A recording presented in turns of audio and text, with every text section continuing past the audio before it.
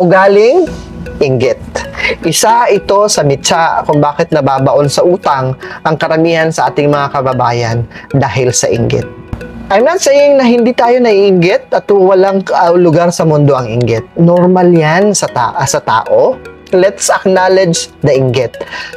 Pero pwede naman yung inggit na yan ang maging driving force mo, ang maging guiding light mo para magsumikap, para makamit in the best way as possible yung mga minimithi mo sa buhay na walang inaapakang tao.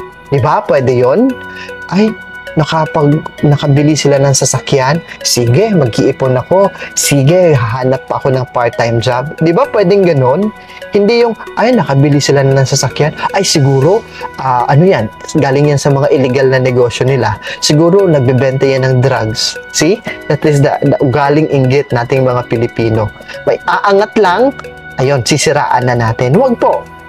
Paulit-ulit yung sasabihin. Kung ano ang ibibigay at itatanim natin sa ibang tao, babalik yan sa atin. Okay? Kung pag-isipan natin sila na masama, ay naku, ayaw nating umani ng kasamaan, di ba? Kaya wag. Okay? Iwasan natin yun.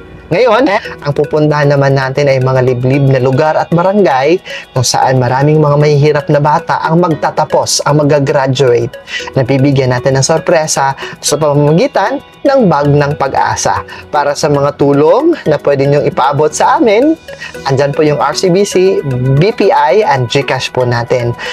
Bukas na bukas po kami para tanggapin kahit gaano, any amount will do po.